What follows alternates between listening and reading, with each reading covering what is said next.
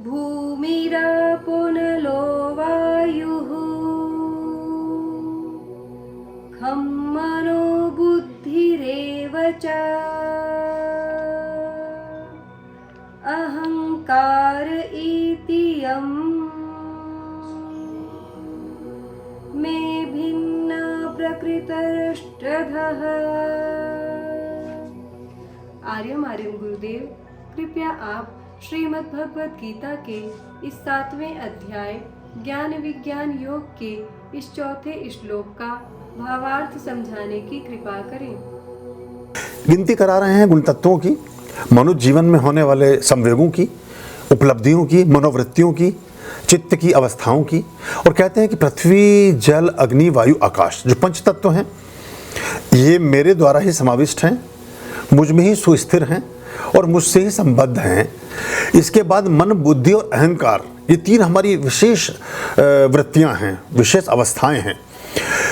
और ये 8 का जो समुच्चय है, ये अष्टम जो प्रकृति है, ये 8 प्रकृतियां भी मेरी विभक्त प्रकृतियां हैं, मेरी अलग अलग दशाएं हैं। देखिए, पृथ्वी, जल, अग्नि, वायु, आकाश, पंच तत्व तो अब तक आपने स्वीकार ही किया, मानते ही हैं आप, इनको परमात्मिक ऊर्जाओं के रूप में स्वीकार करते ही हैं। इनके बारे में तो आपको संज्ञान और ध्यान और ज्ञान और जानकारी और सूचना है। लेकिन मन, बुद्धि और अहंकार, अब ये देखिए बड़ी गहरी बात इसमें आ गई है निकल करके श्लोक में। कहते कि मन भी मैं हूं, बुद्धि भी मैं हूं, और इन दोनों के समुच्चय से जो उत्पन्न होने वाली अहम बोध की प्रकृति है, आई एम समथिंग, मैं मेरा, वो जो अहंकार है, वो भी जो प्रकृति, विभक्त प्रकृति हैं 3, वो भी मैं ही हूं। तो यानी कि मन बनेगा, मन की द्वारा उत्पन्न अभीप्साओं की प्रतिपूर्ति के लिए बुद्धि का विकास होगा, शिक्षा का समुच्चय होगा, ट्रेनिंग लेंगे आप, किसी प्रकार का प्रशिक्षण लेंगे, स्वाध्याय करेंगे, शिक्षा अर्जित करेंगे। मन बना कि बच्चा बहुत श्रेष्ठ हो, बहुत कामयाब बने, हाई लेवल का व्यावसायिक बुद्धि वाला व्यक्ति हो, प्रोफेशनल के रूप में अपनी दुनिया में जाना जाए। तो मन में ये विचार माता पिता के आया, तो बुद्धि के विकास की दिशा में कार्य करना प्रारंभ हुआ। बुद्धि का विकास कैसे होगा? जब वो ज्ञान करेगा अर्जित, शिक्षा अर्जित करेगा, विषयों का ज्ञाता बनेगा, अलग अलग तरह के विषयों को समझेगा। इसलिए क्लास में, कक्षाओं में बहुत से विषय रखे गए, उनके पठन पाठन की व्यवस्थाएं की गई कि आपको भी हिंदी भी आती हो, आपको इतिहास का पता भी हो, आपको भूगोल का पता भी हो।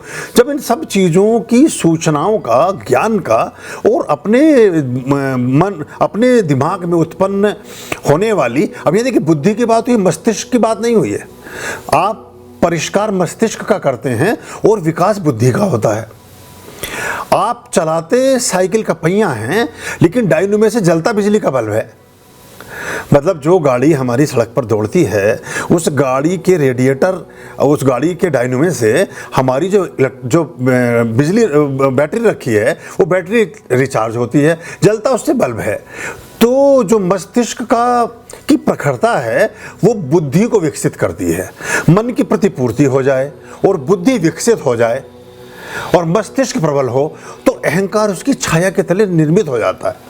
आई am doctorate, I am professor, I am फलाना, I am engineer, I am ढिमकाना, मैंने ये कोर्स कर रखा है। अब ये छाया है, अगर ये निर्मूल रही तो प्रकृति सामान्य रहती है, और अगर इसकी पराकाष्ठा हो गई तो फिर मुश्किल होने लगती है। क्योंकि वो जो आपने प्राप्त किया, वो कहते हैं कि मन, बुद्धि और अहंकार भी मैं ही हूं।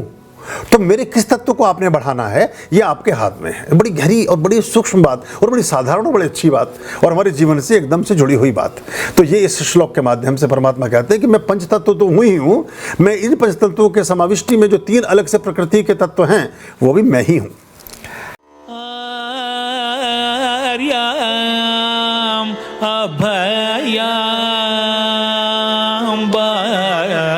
भज रे चित संततम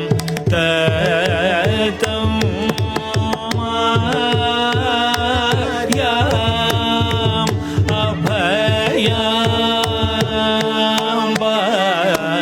भज करे